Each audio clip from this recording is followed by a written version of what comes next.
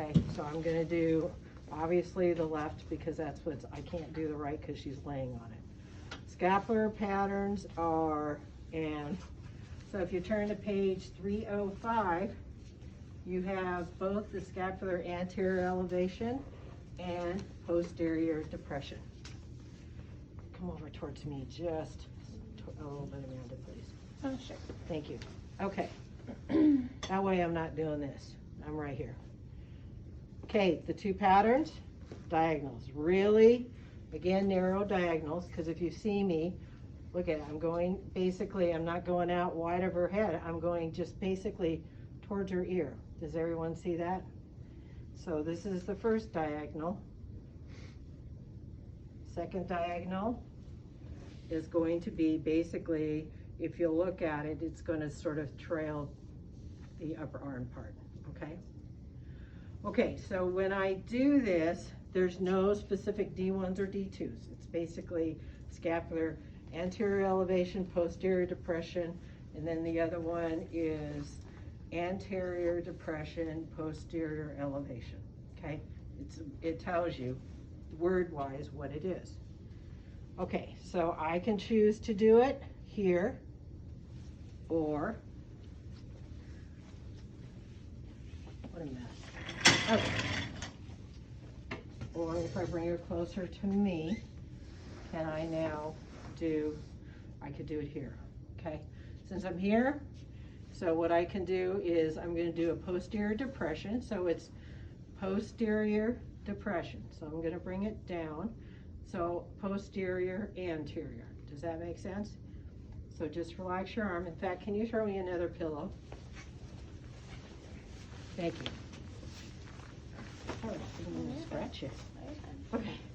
I just put a pillow because now she can relax her arm instead of just here where she's pulling the arm down. Now she's totally relaxed. Are you ready to snore? Yeah. Yeah. Okay, but notice where I am. I'm going to put myself in the diagonal. If I'm here, I'm going to really be wide. That's why I'm really over here. Posterior depression. Just let me move you.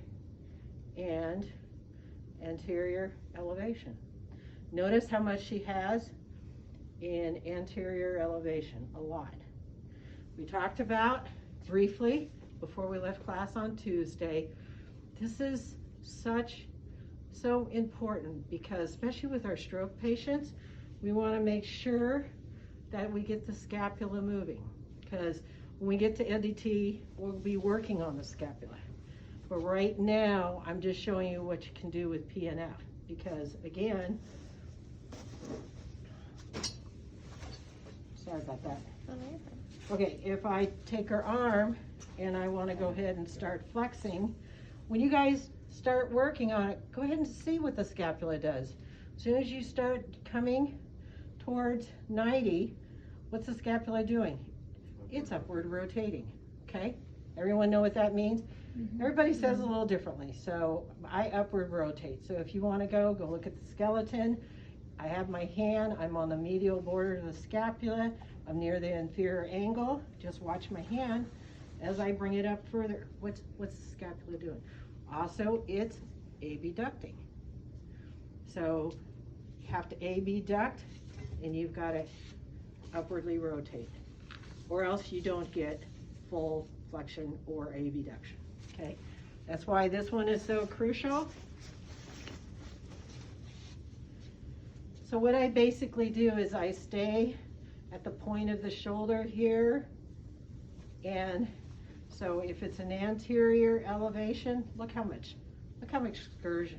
You all have that, okay? Our patients don't look like this at all, okay? So I will have her, I will guide her. So I'm gonna guide her this way, and I'm gonna guide her down, okay? So you're gonna come up, and then you're going, so I tell her, you're gonna come up towards your ear. And then you're gonna go down, and I just think about it towards your bottom there. You're gonna come up towards your ear, you're gonna come down, okay? So I'm gonna just do rhythmic initiation. Passive, up towards your ear, down towards your bottom, up towards your ear, down towards your bottom. I don't think about it much, I'm in the diagonals, and I'm moving with it, okay? Now, can you actively is there, and go down towards your bottom. Nice. It's got a nice, smooth, coordinated diagonal. Okay? Then I can actively have her do it. Now, when we start with a little bit of resistance, I'm not going to put my hand over here because I'm resisting. Bring it up towards me, up towards your ear. Now I'm going to come down here. Now bring it down towards your bottom. Bring it up towards me. Pretty straightforward, okay? Any questions about that? Okay. Should I go ahead and do the other pattern? And then you guys just do it all at the same time? Does it matter which pattern you start with? No, I find that the anterior elevation is the most important thing because you need that mobility. So hear more rhythm. Correct, exactly. Okay, so I don't do as much, but I usually start with that one because I want to see how tight they are. So I'm not even talking about stroke. Think about someone with Parkinson's that are just so rigid. Their whole body is rigid. So I really need to make sure they can get the scapular going because we really need to do this.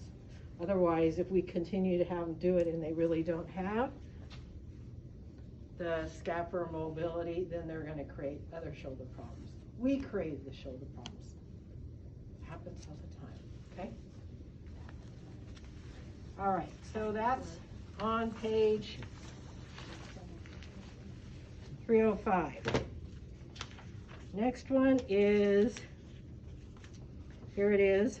Now, here it is. Okay, so you have scapular posterior elevation and scapular anterior depression.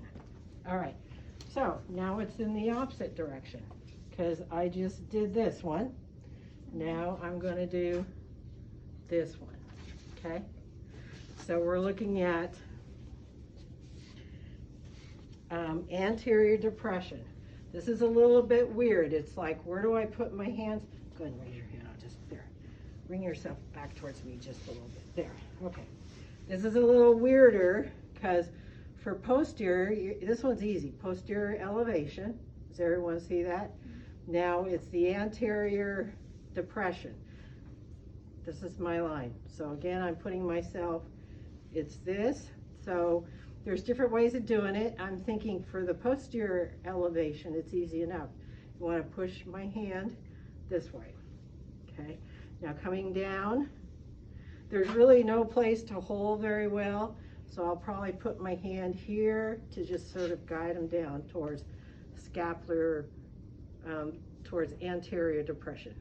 Okay. So remember, it's a narrow, so I'm going to keep it closer to my belly button where it is, so I'm not out too wide, okay? So again, with rhythmic initiation, up this way and down this way. Backing up, forward and down. Feel that? Mm-hmm. Okay, that's why I have a pillow here, so she doesn't want to start using her arm. I want her to work with the scapula. Okay, bring it up towards me. And bring it down towards your belly button, which I think is a good, because you bring it narrower, up towards me, down towards your belly button. Okay, can you do that by yourself now? Bring it up towards me, down towards your belly button. Now, tendency is she wants to go this way. I want her to go in this direction. Okay, push towards me and bring it down towards your belly button. Bring it up towards me, down towards your belly button. So I put it here because I guess I can use the arm, but I really don't want to use the arm. So I really want to focus on the scapula. So that's when I say bring it down towards your belly button, I'm giving you resistance there, and bring it up towards me. Good. And down towards your belly button. She's got the nice. Okay, does everyone see that? So those are the two scapular patterns. Go ahead and let's try it out.